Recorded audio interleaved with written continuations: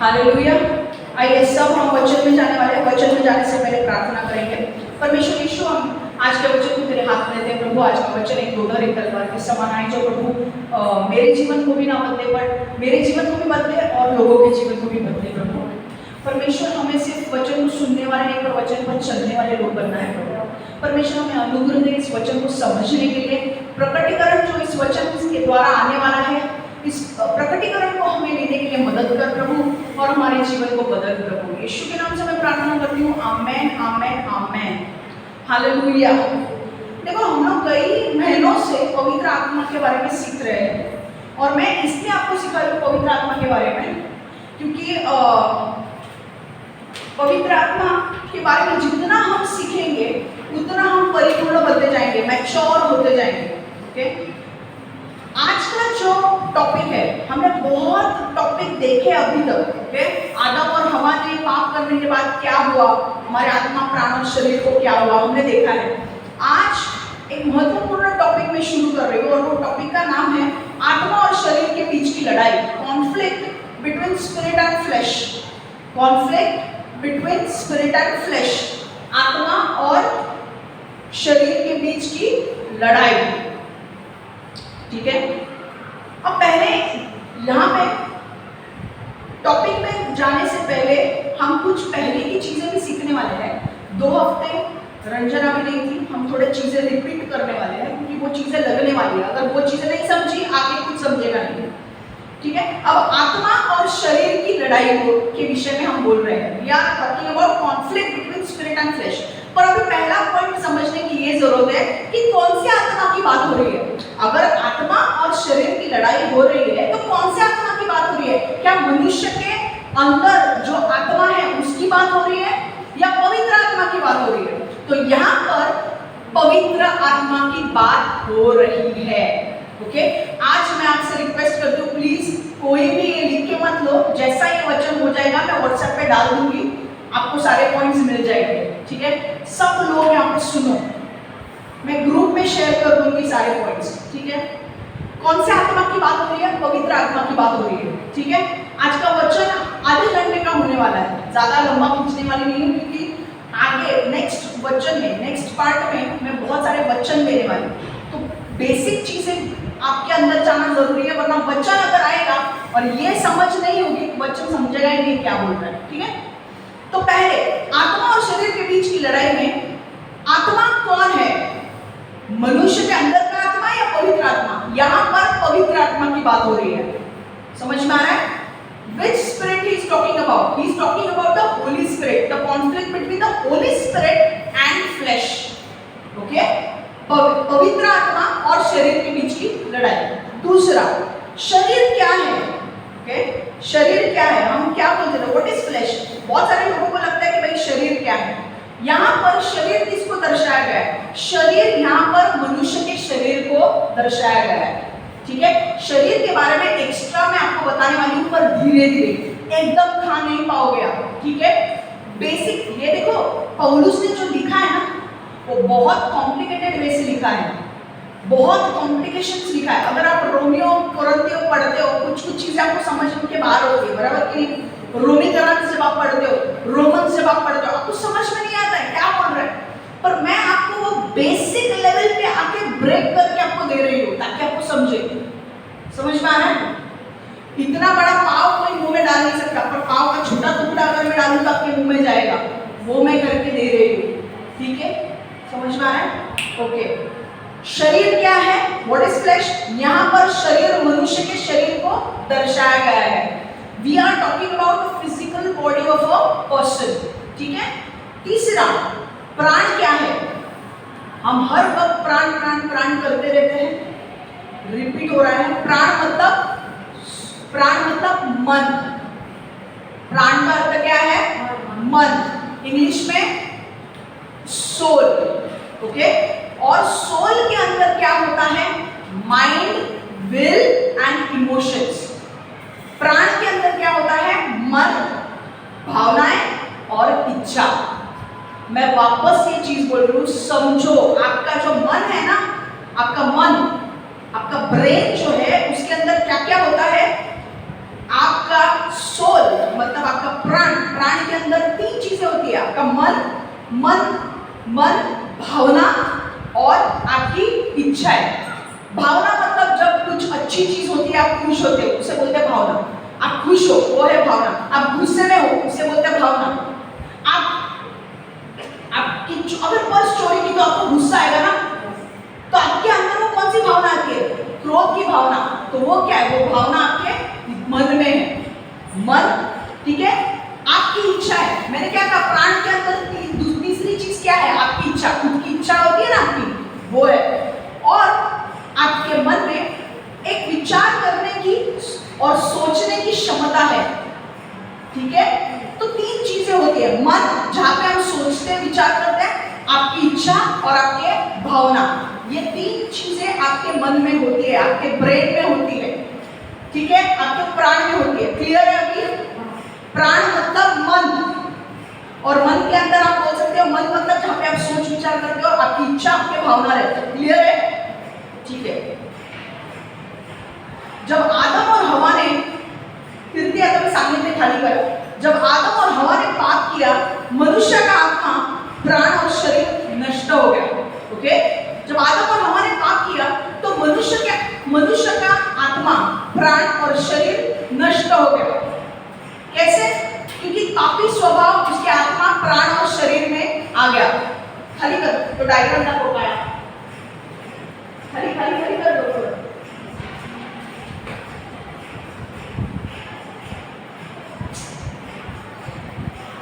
नहीं होते का येऊ 2 मिनट।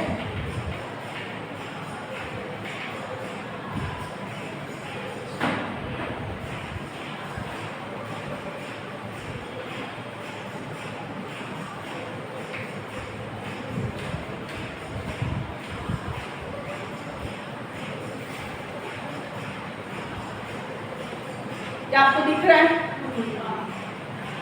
ये आपको दिख रहा है?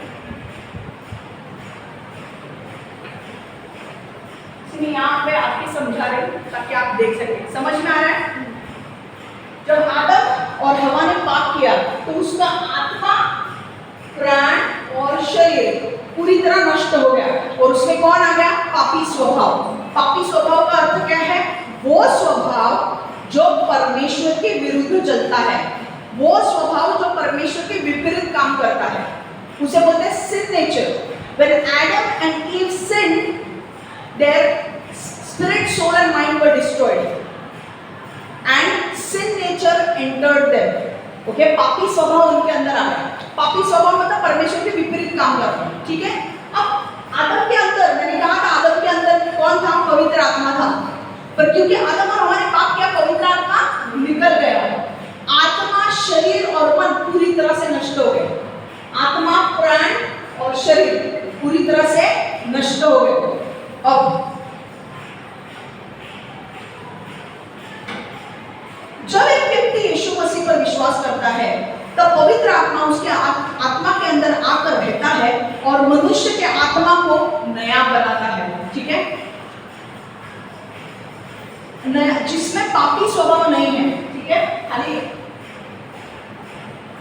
जब एक व्यक्ति, अब हमने देखा कि आदम ने जब पाप किया, आदम और हवा ने, तो क्या हुआ? पर जब एक व्यक्ति, अब सारे मनुष्य जाति पापी बन गए हैं, कोई भी मनुष्य जाति जब उसका जन्म भी होता है, नए व्यक्ति का जन्म भी होता है, तो क्या होता है? उसमें पाप है और उनके अंदर क्या है? उनके अंदर पवित्र आत्मा नहीं है।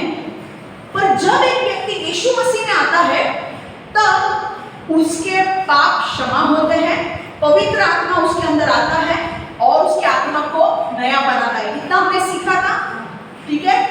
अब मैंने क्या कहा? 3 चीजें होती है, 3 चीजें होती है। मैं जब चाहूंगी ना तब ये घुमा के आपको दिखाऊंगी कि मैं क्या बोल रही हूँ, तब तक ये ऐसे ही रहने दो। 3 चीजें होती है, एक आत्मा, प्राण और शरीर। अब आदम और हवा ने पाप करने की वजह से आत्मा, प्राण और शरीर तो नष्ट हो गया, पर जब एक व्यक्ति यीशु मसीह में आता है तो उसका आत्मा नया बनता है। पर प्राण का क्या? प्राण का क्या? मैंने क्या बोला था लास्ट टाइम? प्राण का क्या होता है? प्राण को हमें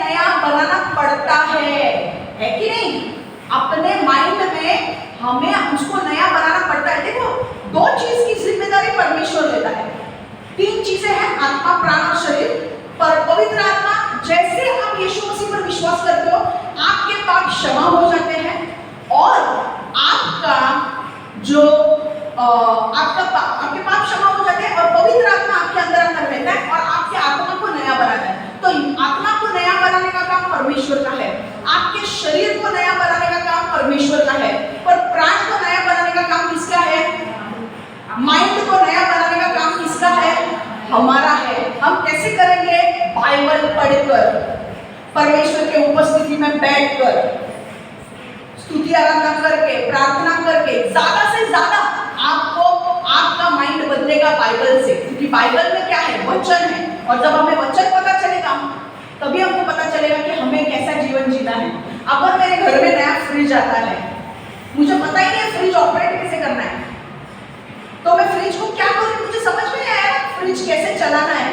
पर अगर जब मेरे घर में फ्रिज आता है, फ्रिज के साथ एक बुकलेट आता है, एक बुक मिलता है और उस बुक का नाम होता है यूजर मैनुअल, कि अगर फ्रिज चलाना है तो ये बुक पढ़ो, आपको पता चल जाएगा। वैसे ही बाइबल आपका लाइफ मैनुअल है। आपके जीवन में आपको कैसे चलना है बाइबल बताएगा। हालेलुया। जब वो आप पढ़ोगे तो आपको पता चलेगा आपके जीवन में आपको कैसे चलना है। हालेलुया। तो प्राण को बदलने की जिम्मेदारी किसकी है? हाँ, फटाफट बोलो। अभी एक कोई इधर उधर देखेगा नहीं। अब मैं किसी को पूछूं कि मेरे को आंसर बराबर चाहिए। आत्मा को कौन नया बनाता है? परमेश्वर। इधर से सुन के बोला है। आत्मा को कौन नया बनाता है? शरीर को कौन नया बनाता है? हम नया बनाते हैं शरीर को। Very good, very good. 3 हफ्ते से यही सिखा रही हूं मैं, फिर भी शरीर को हम नया बनाते हैं। मतलब मेरे को समझ नहीं आता कि कौन से लेवल पे आके आपसे बात कर रही हूं। अरे यार, मैं 3 हफ्ते से सिखा रही हूँ इस चीज को। फर्स्ट, आत्मा कौन बदलता है? पवित्र। हमारे आत्मा को कौन नया बनाता है? पवित्र आत्मा। हमारे प्राण को, मतलब हमारे मन को कौन नया करेगा? हमको नया बनाना है। कैसे? बाइबल पढ़ के। और हमारे शरीर कब बदलेंगे? हमारे शरीर में भी तो पाप है ना। मैंने क्या कहा? तीनों शरीर नष्ट हो गए ना, आत्मा, प्राण और शरीर। शरीर में भी तो पाप है, तो उसको कौन बदलेगा? परमेश्वर।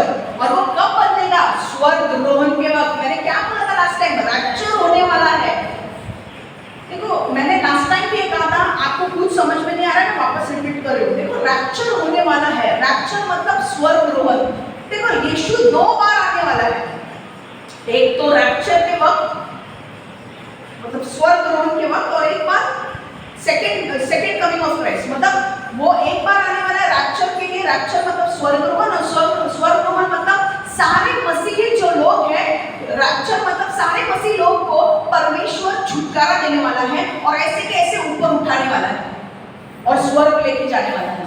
मैंने लास्ट टाइम समझाया था आपको, वो पिक्चर में दिखाया था आपको, फोटो दिखाया था आपको। मैंने क्या कहा था? मसीही, यीशु मसीह आने वाला है। सारे मसीह, जितने भी चर्चेस हैं, जो लोग यीशु मसीह पर विश्वास करते हैं, परमेश्वर उनको उठाने वाला है। और मैंने लास्ट टाइम क्या बोला था? एक व्यक्ति, सपोज आज एक रैप्चर का दिन है और अगर मैं प्रीच कर रही हूँ और मैं यीशु मसीह में हूँ, आप भी यीशु मसीह, सबको उठा लेंगे भाई। क्लास पूरा खाली हो जाएगा, इधर लैपटॉप सब इधर रह जाएगा। क्या करें? गॉड उसके साथ लेके नहीं जा सकते ना ऊपर, है ना। यीशु मसीह में हो ना, वरना मैं जाऊंगी, तुम इधर रहोगे, हो ना। वो तो कॉन्फिडेंस है ना। बाकी कुछ कॉन्फिडेंस हो या ना हो, वो कॉन्फिडेंस अपने पास आने नहीं कि मैं यीशु मसीह में हूँ। शरीर कौन बनाता है? मैं ही बनाती हूँ। अरे शरीर तुम क्या बनाते हो अपना यार? इसीलिए मैंने बोला कोई इधर उधर देखेगा नहीं। कविता देगा इधर से आवाज सुना। हाँ, मैंने बोला कितने चालू लोग, तुम्हारे दिमाग में कैसे नहीं घुसता है यार चीज छोटी छोटी।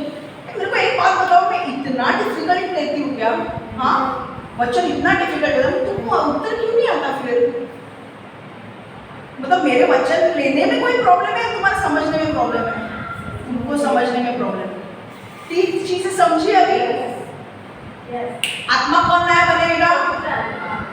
एक कोई बोलेगा आत्मा कौन नया बनाएगा? कौन ही बोला इतना नया था? आत्मा कौन नया बनाएगा? शरीर कौन नया बनाएगा?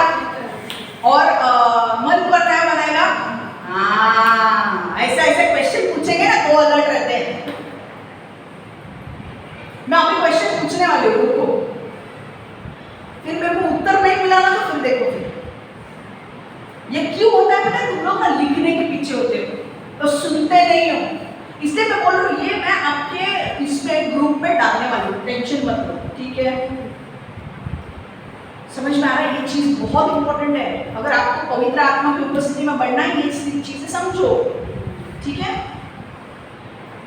पवित्र आत्मा, ओके, मैंने क्या कहा? रैप्चर होने वाला है। रैप्चर मतलब यीशु आने वाला है। रैप्चर क्यों होगा? क्योंकि परमेश्वर हमारे मसीह लोगों को छुटकारा देगा। क्यों? क्योंकि पापी दुनिया से हमको छुटकारा देगा। तो जीवित होंगे हम मरे हुए नहीं होंगे। जब हम जीवित हैं, हम ऐसा कुछ कविता शायद काम पे होगी, वो संडे काम पे होंगे, ये काम पे होगी, मैं घर पे होगी, कीर्ति कहीं होगी, और रैप्चर हो गया तो हम ऐसे कैसे उठा ले जाएंगे? कई बार तो अगर मैं प्रीचिंग कर रही हूँ तो कैंट पर जो ऑनलाइन सुन रहे सब लोग मेरे साथ है, आगे हम लोग, वो दुबई से उधर मिलेंगे हमको, हम इंडिया से उधर जाएंगे, लोग किधर न्यूजीलैंड, ऑस्ट्रेलिया, जापान, क्या बोल रहे हैं, कहाँ से, अमेरिका से, एक साथ देखा है कभी? एक साथ यीशु के पीछे आएंगे हम। हाँ टिकट विकेट की जरूरत नहीं है फ्लाइट की, डायरेक्ट उठा लिया जाएगा परमेश्वर। समझ में आएगा? और उस वक्त जब हम परमेश्वर को मिलेंगे, स्वर्गदूत कैसे शुरुआत होगी? स्वर्गदूत आएगा, तुरी फूकेगा, तुरी ब्यूगल बजता है, तुरी फूकी जाती है, ओके, आवाज आएगा। बोलते हैं ना वॉर के पहले जो आवाज आता है ना, सायरन बजता है, वैसा ब्यूगल बजेगा, प्रभु यीशु आएगा और सब लोग उठा लिए जाएंगे। कोई घर पे बैठा है, घर पे उठा लिए जाएंगे। एक घर में अगर 10 लोग हैं और 5 लोग उसमें विश्वास हुए, 5 लोग नहीं है, 5 लोग उठा लिए जाएंगे। अगर आप ट्रेन में ट्रैवल कर रहे हो, ट्रेन में अगर 2 लोग विश्वास है, 2 लोग उठा लिए जाएंगे। अगर आप बैंक में हो, बोल रहे मेरे को सेविंग्स अकाउंट का फॉर्म भरना है और रैप्चर हो गया, भाई सेविंग्स अकाउंट का फॉर्म उधर ले जाएगा, आप निकल जाओगे, बोलेंगे किधर गया? हालेलुया। आप कंप्यूटर पे काम कर रहे हो, आप ऑफिस में हो, कंप्यूटर पे काम कर रहे हो और रैप्चर हो गया, तुरंत बॉस आएगा पूछने के लिए इसका अपडेट हो, कितना हुआ? बॉस बोलेगा है नहीं, जगह पे है नहीं। क्यों? उठा दिया गया उसे। परमेश्वर का वचन क्या कहता है? दो औरतें होंगी, चक्की पीसने के लिए बैठे होंगी, एक उठा के जाएगी, एक इधर ही बैठेगी। समझ में आ रहा है?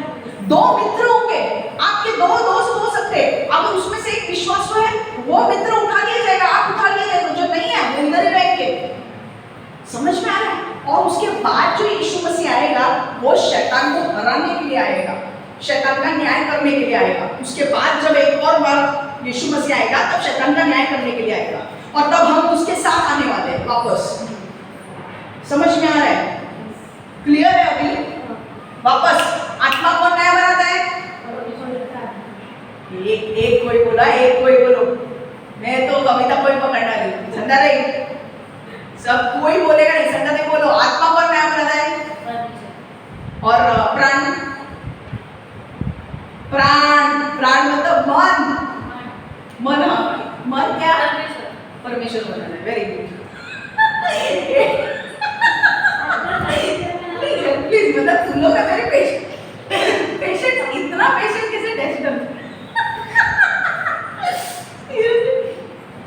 और इसीलिए मेरे को अंदर से आता है, इनको कुछ क्वेश्चंस, इनको क्वेश्चन ही पूछेंगे तो अलर्ट नहीं रहते। और अभी बोला ना मैंने, मन कौन बदलता है? इधर मत देखो, उधर से कोई आंसर आने वाला नहीं है। अच्छा, शरीर कौन बदलता है? क्यों बदलता है शरीर? कैसे बदलेगा वो? कैसे बदलेगा? अभी मैंने कहा कैसे आएगा, कैसे बदलेगा? हाँ, स्वर ग्रहण होगा ना, हमें वहां उठा दिया जाएगा, फिर शरीर बदलेगा। मन कौन बदलेगा? हमारा मन कौन बदलता है? हम बदलते हैं अपने मन को, हम खुद अपने मन को बदलते हैं। We are responsible for renewing our mind, and how we will renew our mind? By studying the Bible. हम अपने मन को कैसे बदलेंगे? नानी, आत्मा कौन बदलता है? हाँ, शरीर, मन, हाँ, देखो, ये होना चाहिए। क्या यार तुम लोग यार बैठे कुछ भी, हमें पनिशमेंट मिलेगी अगर अलर्ट नहीं रहोगे तो।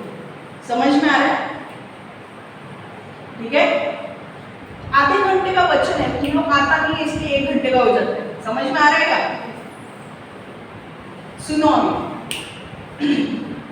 अब रैप्चर समझ में आ गया?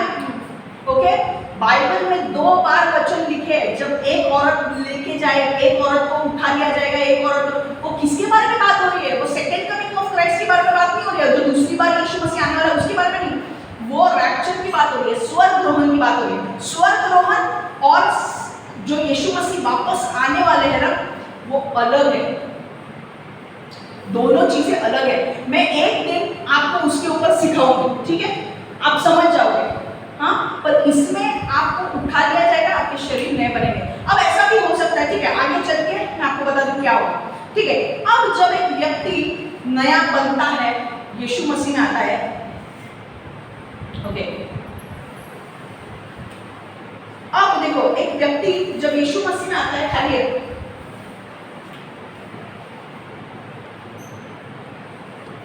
हाँ, अब ये देखो, जब एक व्यक्ति यीशु मसीह में आता है तो उसके आत्मा जो है वो पूरा नया बन गया है। क्यों? क्योंकि उसके आत्मा में उसके जो यीशु मसीह में जब वो विश्वास करता है, उसके पाप क्षमा हो जाते हैं, ओके, और पवित्र आत्मा उसकी आत्मा के अंदर रहता है, उसकी आत्मा को नया बनाता है। इससे आत्मा में कुछ है क्या? स्वभाव पापी कुछ भी नहीं, ब्रांड न्यू आत्मा है, एकदम नया आत्मा है। अगर पवित्र आत्मा नाम ही पवित्र है, गंदगी में रहेगा क्या? आत्मा अगर पापी है, उसमें पवित्र आत्मा आके रहेगा? नहीं रहेगा। आपको मैंने कचरे पेटी एक रूम दिया, उसमें पूरा कचरा है, आप रहोगे? आप पूरा साफ करके रहोगे ना? वैसे ही पवित्र आत्मा आपके आत्मा को पूरा नया बनाता है, कचर पट्टी सब निकालता है, पापी स्वभाव निकालता है, और फिर वो अंदर रहने के लिए आता है। दूसरी चीज मैंने क्या कही है? लिखो मत, सब देने वाली वीडियो है, आप वापस सुन सकते हो, वापस सुनो ना। किसने बोला एक ही बार सुनना है? वापस सुनो ना, एक तो आंसर देने को होता नहीं है, दूसरी बार सुनो, ठीक है। दूसरी चीज, प्राण जो है, अपना जो मन है, वो मन आप कैसे बदलते हो? मन जो है आप कैसे बदलते हो? मन को कौन बदलता है? खुद हम कैसे बदलेंगे हमारे मन को? वचन पढ़कर। क्यों? क्योंकि हमारे मन में अभी भी पापी स्वभाव है। और यहाँ पे देखो मैंने क्या किया है, जितना आपने वचन पढ़ा है आपका मन बदला है। ये देखो, ये क्या है? मन बदला है, परिवर्तित हुआ है, और ये काला काला अभी बदलना बाकी है। समझ में आ रहा है? समझ में आ रहा है? शरीर अभी भी पापी है। शरीर को छुटकारा कब मिलेगा? जब परमेश्वर का स्वर्गरोहण होगा, तब रैप्चर होगा, तब। अगर अभी और एक सवाल आप पूछ सकते हो कि अगर ऐसा हुआ कि सपोज हम जीवित नहीं हैं, हम मर गए, क्या अभी हमें स्वर्ग में जाके नए शरीर मिलेंगे? नहीं, हमें तब तक रुकना पड़ेगा जब परमेश्वर का स्वर्गरोहण होगा, तब। क्योंकि स्वर्गरोहण होगा तब परमेश्वर ने वचन में क्या बोला है कि जो मरे हुए लोग हैं वो पहले जिंदा होंगे और परमेश्वर से जाके मिलेंगे। ओके, तो हम अगर मरे हुए लोग हैं तो हम परमेश्वर से जाके मिलेंगे, और फिर जो जीवित लोग हैं, जो पृथ्वी पर है, वो फिर मिलेंगे। तो हेवन में जाके हमको नया शरीर नहीं मिलने वाला, हमको वेट करना पड़ेगा परमेश्वर के रैप्चर होने का, स्वर्गरोहण होने का। समझ में आ रहा है? क्लियर है? ठीक है। अभी शरीर में तो पाप है ना, अब यहाँ पे हमारी सारी समस्या शुरू हो जाती है। अब एक देखो, कई बार लोगों को लगता है, अब बहुत इंपॉर्टेंट पॉइंट मैं सिखा रही हूँ, समझो, ठीक है। कई बार लोगों को लगता है कि अब हम एक बार यीशु मसीह में आ गए। कितने लोगों को ऐसा लगता है कि एक बार यीशु में आ गए तो हम कभी पाप नहीं करेंगे? कितने लोगों को लगता है? कभी लगा होगा आपको कि एक बार यीशु मसीह में आ गए अब कभी पाप नहीं करेंगे, पर हम पाप करते हैं। वो क्यों करते हैं मैं आपको बताने वाली हूँ। यीशु मसीह में आने के बाद तो हमारे पास तो और भी बेनिफिट मिलता है ना, पवित्र आत्मा हमारे अंदर आता है, तो फिर भी हम क्यों पाप करते हैं? यीशु मसीह में जब एक व्यक्ति विश्वास करता है तो उसके पाप क्षमा हो जाते हैं, पवित्र आत्मा उसके आत्मा के अंदर आता है, मतलब अब आपका आत्मा जिंदा हो गया है, आप परमेश्वर से बात कर सकते हो, परमेश्वर की आवाज सुन सकते हो। क्योंकि परमेश्वर बात कैसे करता है? आप पवित्र आत्मा परमेश्वर के आवाज को सुनता है और वो आपके आत्मा को बोलता है। इसलिए आप जब परमेश्वर का आवाज सुनते हो, आप यहाँ पे सुनते हो, आपके यहाँ पे होता है, यहाँ पे नहीं सुनते हो आप। कितने लोगों ने आवाज सुना है? कभी तो सुना होगा ना आपने, ये मत करो, वो मत करो। क्या पवित्र आत्मा कभी आपसे बात नहीं करता है?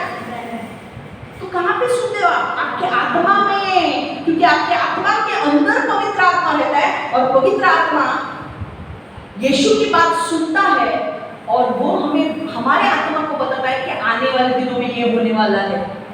हालेलुया। और आप जब बातें करते हो तो पवित्र आत्मा सुनता है, मतलब आप बातें बोल सकते हो, आप परमेश्वर से वार्तालाप कर सकते हो, परमेश्वर से रिश्ता रख सकते हो। पहले रिश्ता रख सकते थे क्या? नहीं, क्योंकि पवित्र आत्मा था ही नहीं। समझ में आ रहा है? ना परमेश्वर की सुन सकते हो, ना परमेश्वर को बोल सकते हो। हालांकि परमेश्वर आपकी सुन सकता है, पर आप परमेश्वर की नहीं सुन सकते हो। तो रिश्ता है कि अधूरा है ना? एक ही जन सुन सकता है, वो भी परमेश्वर सुनेगा नहीं, क्योंकि तुम पापी हो। परमेश्वर का एक्चुअल में रिश्ता आपके साथ कब बनता है? जब आप यीशु मसीह में आते हो। वो पहली चीज जो करता है वो आपके आत्मा को नया बनाता है। क्यों? ताकि आपका आत्मा उसके आत्मा के साथ बात कर सके, आपका आत्मा पवित्र आत्मा के साथ बात कर सके, उसकी सुन सके। हालेलुया। कई बार पवित्र आत्मा आपको बोलेगा ये रास्ता मत ले, ये रास्ता ले, इसके साथ शादी मत कर, इसके साथ शादी कर। क्यों बोलता है ऐसा? क्योंकि पवित्र आत्मा जानता है आपके लिए सही लड़की या लड़का कौन है। और अगर कोई व्यक्ति आपको फंसा भी रहा है तो पवित्र आत्मा आपको बोलेगा ये लड़का या ये लड़की आपको फंसा रही है, इससे दूर रहो, इससे शादी मत करो। तुम्हें कान होने चाहिए सुनने के लिए। कौन से कान? आत्मिक कान, आत्मा के कान से तुम्हें सुनना है पवित्र आत्मा क्या बोलता है। समझ में आ रहा है? अब प्रॉब्लम कहाँ आता है पता है? देखो, अब देखो, आत्मा तो नया बन गया है, प्राण अभी नया बनना बाकी है और उसे हमें रोज नया बनाना पड़ता है। कैसे? वचन पढ़कर। ठीक है? वचन पढ़कर मतलब हम हमारे मन में वचन को डालते हैं। वचन क्या बोल रहा है, क्या नहीं करना है। जितना हम वचन पढ़ेंगे उतना हमारा मन परिवर्तित हो जाएगा, हमारी सोच बदलेगी, हमारे विचार बदलेंगे। समझ में आ रहा है? तीसरा, शरीर नया बनेगा जब स्वर्गारोहण होगा तब। अब और एक चीज, when body will be changed when it will be raptured. Okay? ठीक है? और एक चीज मुझे आपको ये बोलना है, जब एक व्यक्ति यीशु मसीह में आता है तो उसे हर दिन निर्णय लेने पड़ते हैं। Every day a person has to take a decision. जब एक व्यक्ति यीशु मसीह में आता है हर दिन उसे निर्णय लेने पड़ते हैं। जब एक नॉर्मल व्यक्ति जो यीशु में नहीं है उसे भी हर दिन निर्णय लेने पड़ते हैं। पर हमको फायदा क्या है? जो यीशु मसीह में है उनको फायदा क्या है? उनको फायदा यह है कि पवित्र आत्मा आपसे बात करेगा। पर जो यीशु मसीह में नहीं है उनके पास पवित्र आत्मा है नहीं, तो उनको गाइडेंस देने वाला कोई नहीं है। समझ में आ रहा है? अब यहाँ पर होता क्या है? तो आप बोलोगे हमारे पास पवित्र आत्मा है फिर भी हम पाप क्यों करते हैं? हम पाप इसलिए करते हैं, मैं बताती हूँ आपको। देखो, अब क्या होता है, तीन चीजें यहाँ पे काम करती है, आपका शरीर, मन और आपका आत्मा। ओके? अगर आपको कोई निर्णय लेना है तो आपका आत्मा आपको एक, पवित्र आत्मा आपको बोलेगा ये काम करो, आपका शरीर बोलेगा एक कर। शरीर की इच्छा है मतलब वो इच्छा है जो परमेश्वर के विपरीत काम करती है, परमेश्वर के विरुद्ध काम करती है। समझ में आ रहा है? तो अब आगे देखो क्या होता है, जितना आपका प्राण मतलब आपका मन जितना बदला हुआ है, अब आपका मन मतलब आप हो। समझ में आ रहा है? अब मुझे कोई निर्णय लेना है तो मुझे निर्णय लेना है तो मेरे पास आत्मा भी बता रहा है मुझे, और मेरे पास दूसरा विकल्प कौन बोल रहा है? मेरा शरीर भी मुझसे बात कर रहा है। तो अभी मैं किसकी सुनूं? मुझे सोचना है ना, मेरे मन में मुझे सोचना है मैं किसकी सुनूं। आप किसकी बात सुनोगे वो डिपेंड करता है आपके मन का नवीनीकरण हुआ है कि नहीं, if your mind is renewed और नॉट। शरीर भी एक बोलता है, आत्मा एक बोलता है। शरीर बोल रहा है कि ये लड़की तो बहुत सुंदर है दिखने में, मुझे इसके साथ शादी करनी चाहिए, पर आत्मा बोल रहा है मत कर, ये तुझे फंसा रही है। अब मैं प्रॉब्लम में आ गई हूँ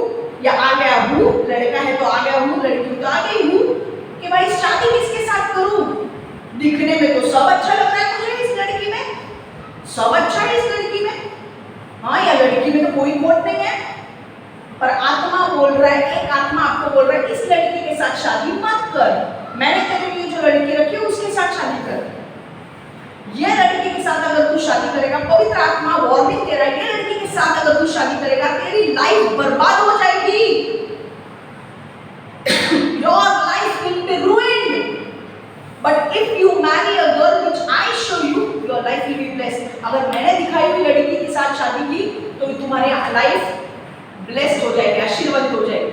पर शरीर क्या बोलता है? शरीर बोलता है वो लड़की दिखने में अच्छी है, वो दिखने में फटाका है, She's a firecracker. फटाका, वो बाद में फटाका लगाएगी तो उड़ जाओगे तुम।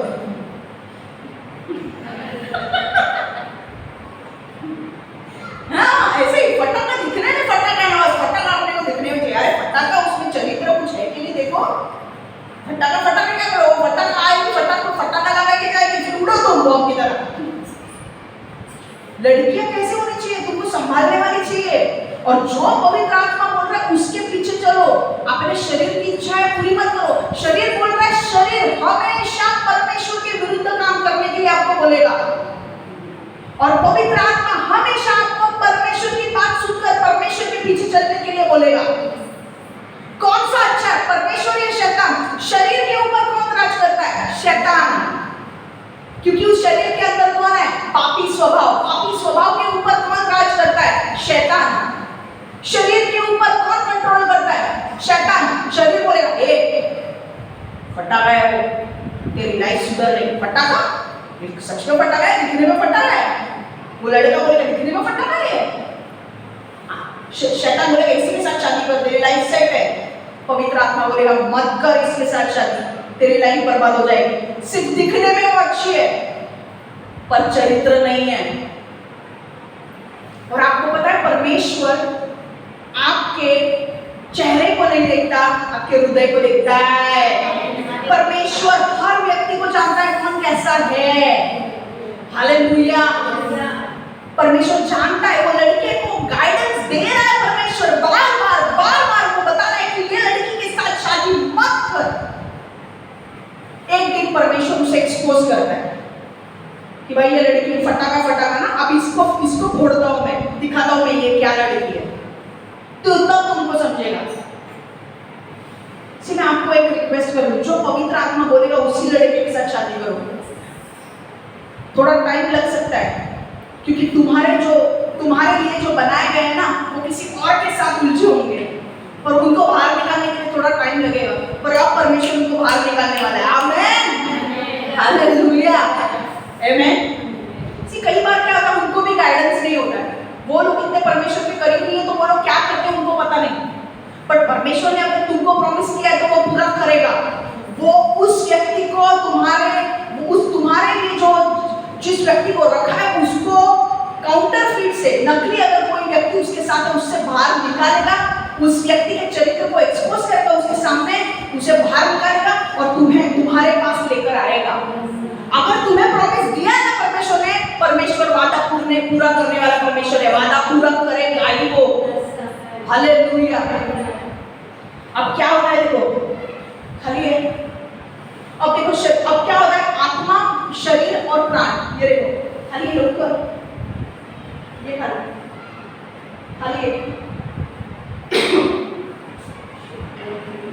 देखो ये ना ऊपर नीचे हो गया है, डायग्राम ऐसा नहीं होना चाहिए। अभी क्या हो रहा है देखो, आत्मा शरीर दोनों इसको प्राण को क्या दे रहे हैं, दोनों बोल रहे हैं क्या करना है।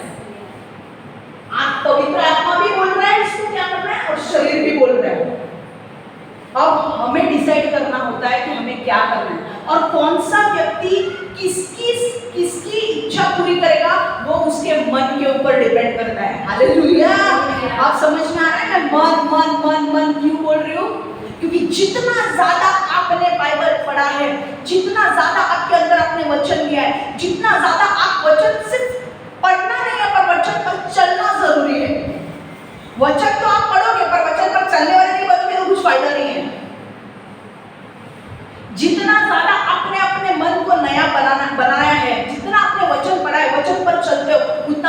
पवित्र आत्मा की बात मानोगे, पर अगर आपके पास वचन ही नहीं है तो आप क्या मानोगे? ओके,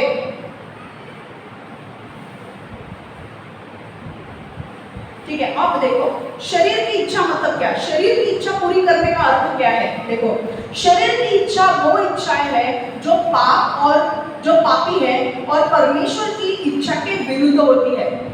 ओके, शरीर की इच्छा मतलब desires of flesh are sinful, okay, and they want to do their own will. Okay, the ways of flesh is sinful and they want to do their own will. उनको अपनी इच्छा पूरी करनी। शरीर की जो इच्छाएं होती है वो परमेश्वर के विरुद्ध होती है। परमेश्वर की इच्छा है, परमेश्वर के वचन के विरुद्ध इच्छा होती है और उन्हें परमेश्वर के विरुद्ध काम करना होता है। समझ में आ रहा है? अपनी इच्छा, जैसे वो लड़के को बोल रहा है ना, उस लड़के को उस लड़के के साथ शादी करनी है, पर पवित्र आत्मा क्या बोल रहा है? नहीं करनी है उस लड़के के साथ शादी, क्योंकि अगर उस लड़के के साथ शादी की तुम्हारी लाइफ बर्बाद होने वाली है। Your life is going to be destroyed if you get married to that girl, and God is going to expose us soon, very soon. समझ में आ रहा है? तो शरीर की इच्छा मतलब हम एक बोल सकते हैं हमारी इच्छा, हमारी इच्छा पूरी करनी। समझ में आ रहा है? शरीर की इच्छा हमेशा परमेश्वर के विपरीत होगी। परमेश्वर जो चाहता है वो नहीं, हमारी खुद की इच्छा। पवित्र आत्मा की इच्छा वो है जो परमेश्वर की इच्छा है।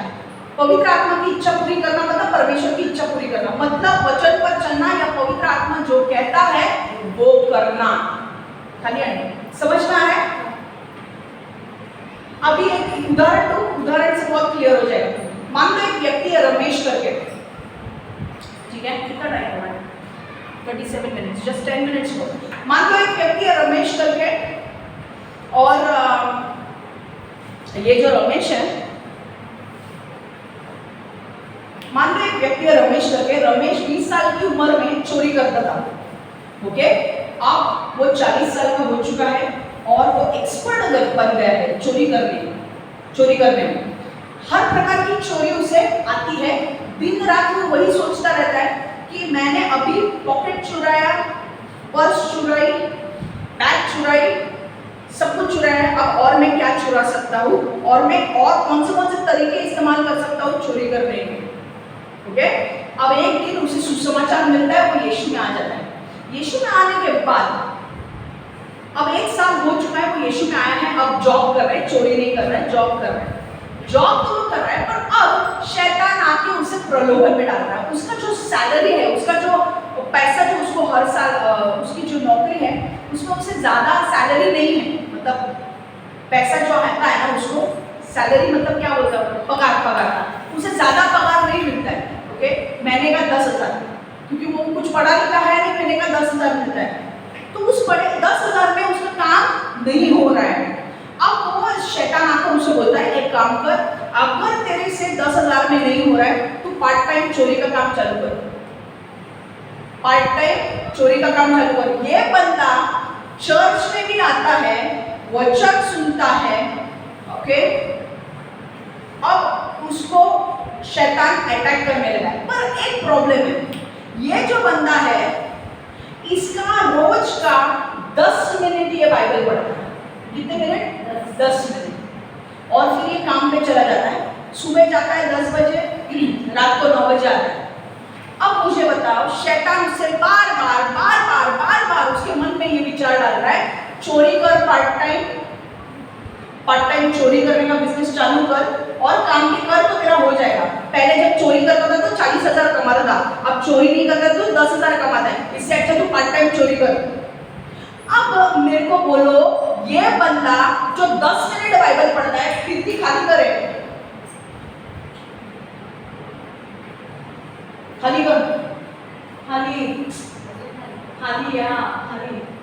जो 10 मिनट चोरी करता है, खाली यार, खाली बस, बस थोड़ा बोल।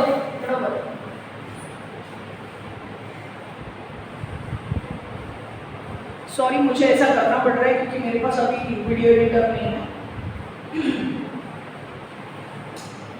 समझ में आया? देखो उसका आत्मा नया बन गया, रमेश का आत्मा। क्यों? क्योंकि वो यीशु मसीह में आया है।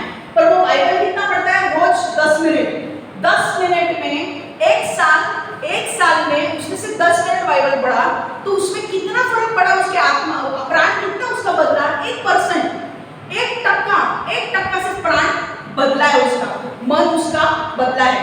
बाकी के 99% शैतान अभी भी उसके मन पर राज करता है। समझ में आया? और उसका शरीर तो क्या है? पूरा पापी स्वभाव ही है। अब मुझे बोलो, शरीर उसी का सुनेगा जो ज्यादा मजबूत है। ओके, हाँ, पवित्र आत्मा अब ये बंदा 10 मिनट बाइबल रोज पढ़ता है, इसका प्राण बदला नहीं है, तो अब जब उसके मन में विचार आ रहे हैं, उसके पास वचन ही नहीं है, उसके पास शैतान से लड़ाई करने के लिए वचन है ही नहीं। समझ में आ रहा है? तो वो कौन से वचन से शैतान के साथ लड़ाई करेगा और बोलेगा कि नहीं मुझे ये नहीं करना चाहिए?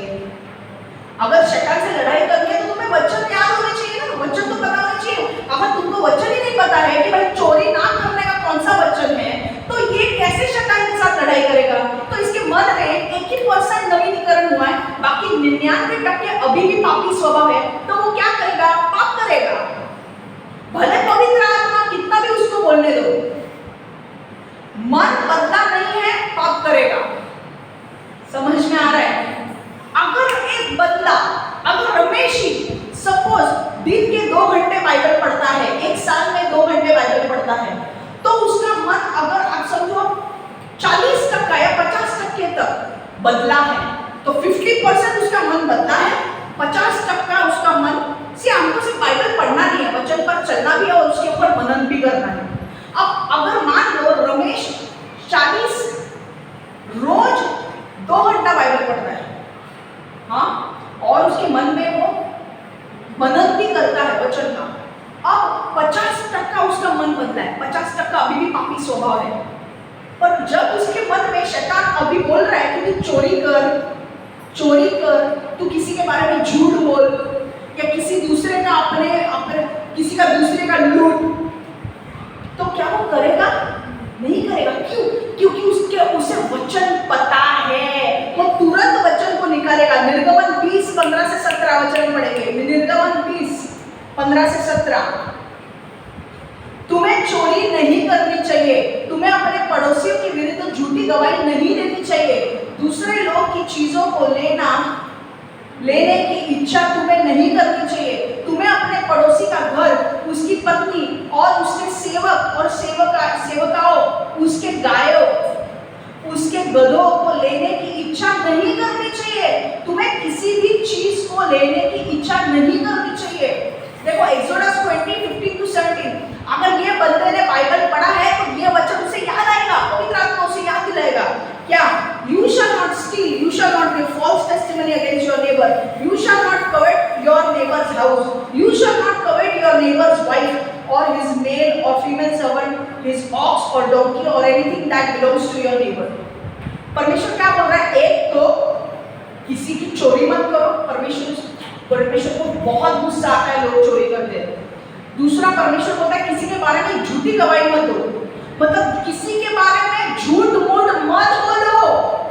अगर तुम झूठ बोलते हो तुम्हारा न्याय होगा, क्योंकि परमेश्वर बोलता है जिस मुंह से तुम झूठ बोलते हो उसी मुंह से तुम्हारे शब्द से तुम्हारा न्याय होगा। किसी के मुंह से वो तुम जानते नहीं हो उस व्यक्ति को, उस व्यक्ति के बारे में अगर जब तुम जाके झूठ बोलते हो, परमेश्वर सुनता है और परमेश्वर उसका न्याय करेगा। हालेलुया। तीसरी चीज परमेश्वर बोलता है किसी की, तुम्हारी अगर वो चीज नहीं है तो किसी की दूसरे की चीज को अपनी बनाने की कोशिश मत करो। किसी के गधे को अपना गधा मत बोलो, किसी के दूसरे के वाइफ को अपनी वाइफ मत बोलो, किसी के दूसरे के हस्बैंड को अपना हस्बैंड करने की मत कोशिश करो। लोग करते हैं भाई आजकल। पैसा इतनी बुरी चीज है ना, मैं आपको बोल रही हूँ, पैसा इतनी बुरी चीज है कि आपको पागल कर देगा भाई। और ये लोग ऐसा नहीं है, मसीह में ऐसे लोग हैं जो पैसों के लिए, भाई ये लड़का पैसे वाला है, इसको मेरे लिए परमेश्वर ने इसको रखा है या नहीं रखा है फर्क नहीं पड़ता है, पर क्योंकि ये पैसे वाला है हम दूसरे जो उसके लिए एक्चुअल लड़की जो रखी है ना, उसके बारे में हम सब गंदी चीज बोलेंगे, इसको नीचा करेंगे, ताकि हम इसके सामने अच्छे दिख सके और इसे हम अपना बना सके। समझ में आ रहा है? ये होता है। ये मैं आपको कुछ ये नहीं बोल रही हूँ। मसीह में लोग क्यों, मसीह के लोग ऐसे करते हैं पता है क्यों? क्योंकि वचन में चलने वाले लोग नहीं है वो लोग, शैतान के अनुसार चलते वो लोग। शैतान क्या करता है? Steel, kill and destroy. ये कौन है? चोरी करना किसका काम है? चोरी करना, घात करना, नाश करना किसका काम है? शैतान का काम है। तो अगर लोग, तुम देखते हो किसी के बारे में गलत गवाही दे रहे हैं, they are giving false testimony, दूसरों के बारे में कुछ गलत बोल रहे हैं, चोरी कर रहे हैं, या दूसरों की चीज को अपना बुला रहे हैं। आपने देखा है दूसरे के घर हड़प करके, दूसरे के बीवी, दूसरे के हस्बैंड कैसे अपने हैं, उनको शर्म नहीं आती कि वो वचन पर नहीं चल रहे। क्यों? क्योंकि उनके प्राण नया नहीं बना है। आज भी उनके प्राण के ऊपर कौन राज कर रहा है? शैतान राज कर रहा है, और उसी को वो राज करने देते हैं। पवित्र आत्मा की आवाज को दबा देते हैं वो लोग। पवित्र आत्मा बोल रहा है गलत कर रही है तू, वो किसी और के लिए बनाया गया है। वो जो लड़का है वो किसी और के लिए है, वो जो लड़की है वो किसी और के लिए, तू उसे अपना मत बना। पर क्या होता है, वो लड़का या वो लड़की इतने पैसों के लिए हो गए, पागल हो गए कि उनको पैसे के अलावा कुछ दिखता नहीं है, उनको फर्क नहीं पड़ता है। वो शैतान की बात सुनते हैं। हाँ, शैतान बोलता है तुझे वो लड़का चाहिए ना, झूठ बोल। वो लड़की, देखो एक लड़का सपोज है, अगर उसके पास सपोजिंग एक लड़का है, उसके पास आपका बायोडेटा आया है, हाँ, आपके बायोडेटा में सब अच्छा लिखा है, ओके, और दूसरी लड़की भी है, वो दूसरी लड़की वो लड़की से जलती है क्योंकि उसके बायोडेटा में अच्छा है, और वो लड़का उसको सिलेक्ट करेगा। तो वो लड़की क्या करती है? वो लड़की, वो जो एक्चुअल लड़की है उसके बारे में पीठ पीछे जाके सब गलत बोलती है, ताकि वो लड़का उसके बारे में गलत सोचे, गलत करे और उसके साथ कभी ना हो। और यही चल रहा है। जो एक्चुअल परमेश्वर ने जो दोनों को जोड़ा है ना, उनको वो अलग करने की कोशिश कर रहे हैं। और मैं एक चीज आपको बोलना चाहती हूँ, जो परमेश्वर ने जोड़ा है उसे कोई भी अलग नहीं कर सकता। हालेलुया। और जिसको परमेश्वर को तोड़ना है उसे कोई जोड़ नहीं सकता। If God wants to break your relationship, nobody can join it. And what God has joined, nobody can separate it. Understand this.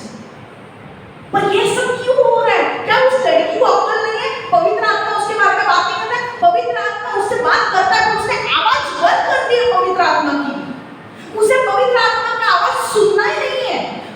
उसका प्राण नया बना ही है। शरीर के ऊपर तो पापी स्वभाव है ही, पर उसका प्राण जो है, उसके मन के ऊपर शैतान अभी भी काबू करता है। हालेलुया। अगर सपोज मान लो रमेश अभी बाइबल, अगर उसे ये वचन पता होता, निर्गमन 20:15-16, चोरी नहीं करनी है, गलत गवाही नहीं देनी है, या दूसरों को अपना नहीं बनाना है, दूसरे की चीजों को अपना नहीं करना है, क्या वो चोरी करेगा? नहीं करेगा। वो पवित्र आत्मा की बात मानकर चोरी नहीं करेगा। ये लड़की क्यों दूसरों को अपना लड़े? वो जो लड़का जो उसके लिए बना ही नहीं गया है, वो लड़की क्या कर रही है पता है? वो लड़के के लिए जो लड़की रखी है, उस लड़के को जाकर इस लड़की के बारे में सब गलत सलत बोल रही है, सब गलत। इतना कि उसके अफेयर्स चालू है, इतने कि उसके अफेयर्स चालू है, और 10 लोगों को जमा करके बोलती है कि भाई ये इस लड़के का इसके साथ अफेयर चालू है। झूठ पे झूठ, झूठ पे झूठ। अब परमेश्वर न्याय करेगा और सब। तुमको क्या लगता है परमेश्वर ने जिसको जोड़ना है, परमेश्वर उस लड़की का मकसद पूरा होने देगा? नहीं होने देगा। क्यों? परमेश्वर जानता है भाई ये लड़के के लिए यही लड़की सही है और मैंने इनको दोनों को जोड़ा, इसके बीच में कोई आ नहीं सकता। परमेश्वर क्या करेगा? एक्सपोज, उसको पूरा नंगा करके रखेगा। आई एम सॉरी, मेरे शब्दों को माफ करना, और उसे पूरी तरह से एक्सपोज करेगा, पूरी तरह से उसका झूठ बाहर लाएगा। पता है ये लड़की ने क्या किया है? इस लड़की ने इस लड़के को भटकाने के लिए जो सही वाली लड़की है ना, जो उस लड़के के लिए रखी है, इस लड़की के बारे में झूठ बोला है और गलत गलत बोलते हैं ना, गलत लोगों को साक्षीदार के रूप में खड़ा किया है और उनको उस लड़के के सामने लाके बोला है नहीं नहीं ये गलत, जो लोग उसने पैसे दिए हैं उन लोगों को, और उसने बाकी के लोगों को बोला है बोलो ये जो लड़की है ना इसके साथ अफेयर है, और कोई लड़के को भी तैयार किया है और वो लड़का आके बोला हाँ भाई इसके साथ मेरा अफेयर है, और वो लड़की है दूसरे चर्च में, उसको तो कुछ पता ही नहीं है, उसके पीठ पीछे ये सब चल रहा है, और ये लड़की उस लड़के के साथ घूम रही है, मजा मार रही है, जो उसका है ही नहीं, और जो लड़की एक्चुअली में उसकी है, उस लड़के की, उसके बारे में सब झूठ बोल के रखा है, और ये उसको पैसा दे रहे, पैसा। वो लड़का, इनका पूरा ग्रुप है, पूरा ग्रुप सब मिलके इस लड़के को उल्लू बना रहे हैं, और सब लोग झूठ बोलने के लिए ये लोग पैसा बांटते हैं कि इस लड़की की शादी इस लड़के के साथ होनी नहीं चाहिए, ये लोग पैसा झूठ बोलो। अब जितने लोग इस कार्य में शामिल है, मुझे बोलो परमेश्वर न्याय करेगा कि नहीं? और छोटा मोटा न्याय होगा, बड़ा न्याय होगा।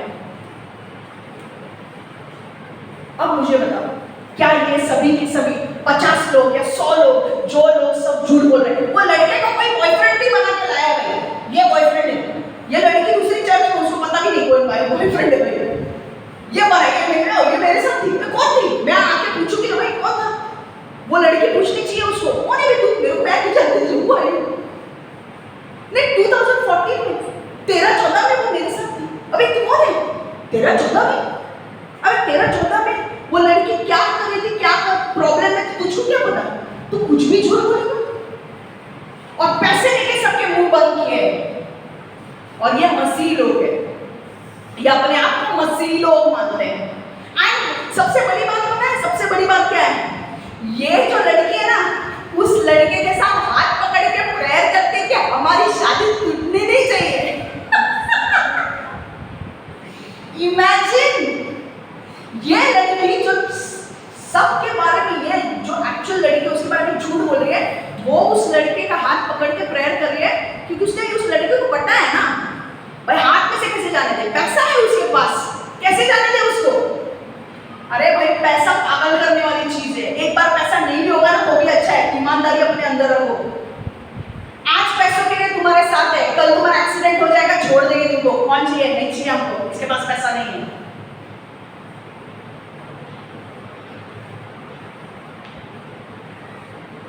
और ये लड़की इसके साथ प्रेयर करती है कि हमारी शादी होनी चाहिए, हमारा सब अच्छा होना चाहिए, और शैतान के वार को मैं तोड़ती हूँ, अरे शैतान के वार को तोड़ती, तू शैतान है खुद, तू खुद शैतान है, तू शैतान के वार को क्या तोड़ेगी? समझ में आ रहा है तुमको मैं क्या बोल रही हूँ? शैतान आपके मन पे कैसा हावी होता है। वो लड़की इस लड़की को गलत सलत बोलती है, नीचा दिखा के इस लड़की के बारे में बोल रही कि इसका कोई अफेयर है, और अफेयर के लिए बड़े बड़े लोगों को खड़ा किया, भाई इसके साथ इसका अफेयर, इसके साथ इसका अफेयर, भाई तू कौन है यार, मैं जानती, वो लोग जानते भी नहीं होंगे, वो लड़की बोली मैं कौन है, वो दूसरे चर्च में होगी, लड़की बोली कौन है ये, मुझे नहीं पता। इमेजिन करो, उस लड़की जो दूसरे चर्च में है, परमेश्वर ने ऑलरेडी उसको बोल के रखा है कि तेरा ये हस्बैंड कौन है, और जब उसे पता चलता है कि उस चर्च के लोग उसके साथ ऐसे कर रहे हैं, तो उसे क्या लगेगा सोचो? परमेश्वर सब बता रहा है, परमेश्वर ने ऑलरेडी उस लड़की को बोल के रखा है कि तेरा हस्बैंड कौन है, और ये लड़की सिर्फ पैसे के लिए, अपना उसे बनाने के लिए इस लड़की के बारे में झूठ झूठ झूठ बोल रही है, और एक टाइम पे यही लड़की उसकी दोस्त होती थी, आज वो उसकी दोस्ती भी इनकार करेगी, मैं नहीं जानती इस लड़की को, क्यों नहीं जानती है, क्यों नहीं जानती, पता है क्यों नहीं जानती वो? क्योंकि भाई अगर मैंने इसके साथ ये रिश्ता दिखाया तो ये मुझे बोलेगा ना कि तू झूठ बोल रही है करके, इसके सामने मेरे को अच्छा रखना है भाई, मेरे को तो चाहिए शादी करनी है मेरे को, इससे तो मेरे को बहुत लाभ होने वाला है, ब्लेसिंग मिलने वाले हैं, इसके पास बहुत पैसा है, भाई पैसे से कुछ नहीं होता है, कैरेक्टर अच्छा होना चाहिए। उस लड़के को क्या लगता होगा यार, जो परमेश्वर ने बोला ये लड़का तेरे लिए, और वो लड़का किसी और के साथ घूम रहा है। अब वो लड़के की भी कोई गलती नहीं है, क्योंकि उसके सामने सच नहीं आ रहा है अभी तक, पर अब सच आने वाला है, अब सच आने वाला है, और ये रियल घटना में बता रहे हो जो हो रही है।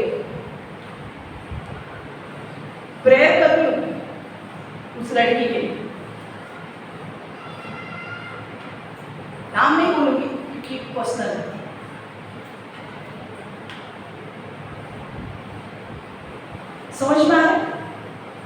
तो क्या होगा एंड में, आप मुझे बोलो एंड टाइम पे वो लड़का किसके साथ शादी करेगा? बोलो। परमेश्वर ने रखी उसके साथ।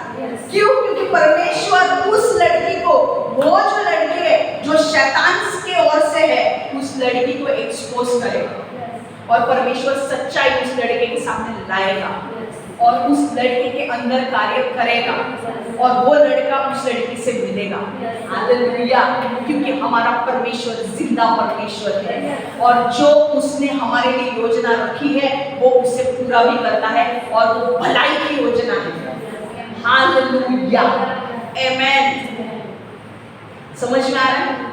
तो जितना, या आज तक मैंने आज ये टॉपिक बताया आपको कि जितना आप वचन पढ़ोगे उतना आप परमेश्वर की इच्छा पूरी करोगे। जितना आप वचन नहीं पढ़ोगे, अगर कम पढ़ोगे, मनन नहीं करोगे, आप शरीर की इच्छाओं को पूरी करोगे जो परमेश्वर के विरुद्ध चलती है, अपनी खुद की इच्छा पूरी करोगे। समझ में आ रहा है? अगले टाइम यही वचन रिपीट होने वाला है पार्ट 2 में, पर मैं वचन बताने वाली हूँ आपको। रोमियो आप जब पढ़ते हो ना, रोमीकरण, मराठी में रोमीकरण या रोमन्स, जब आप पढ़ते हो ऊपर से जाता है कि नहीं? जाता है कि नहीं? क्योंकि आपको पता नहीं है क्या है। मैं बेसिक लेवल पे सिखा दूं ताकि अब मैं जब वचन पढ़ूंगी आपको समझ में आएगा कि वो क्या बोल रहा है पौलुस। आमेन? ओके, तो यहाँ पे मैं अपना वचन समाप्त कर रही हूँ। आज हमने क्या सीखा?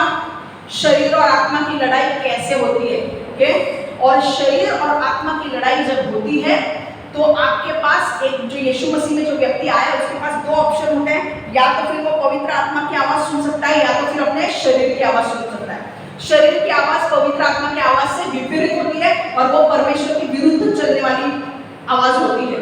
पवित्र आत्मा की आवाज हमेशा परमेश्वर के साथ चलने वाली होती है और परमेश्वर अब हमें क्या करने को कह रहा है वो अगले इसमें हम सीखेंगे। आमेन। तो आज हमने और एक पॉइंट क्या सीखा कि जितना ज्यादा आप बाइबल पढ़ोगे, जितना ज्यादा आपके मन को बदलोगे, जितना ज्यादा आप वचन पर चलोगे, उतना ज्यादा परमेश्वर की इच्छा पूरी करोगे। आमेन।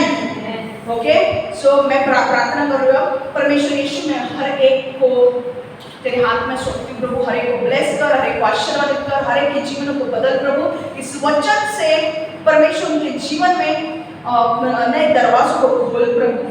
ये वचन इनके अंदर बीज के समान जाने दे प्रभु, जो इनके जीवन में 100 गुना फल लाए प्रभु। शैतान इस बीज को चुरा ना पाए और इनके जीवन में परमेश्वर 100 गुना फल लगा प्रभु। परमेश्वर इस वचन के द्वारा ये वचन पर चलने वाले लोग बने प्रभु, सिर्फ सुनने वाले नहीं, वचन पर चलने वाले लोग बने और उन्हें अनुग्रह दे वचन पर चलने के लिए प्रभु। यीशु के नाम से मैं प्रार्थना करती हूँ। Amen, amen, amen. God bless you all.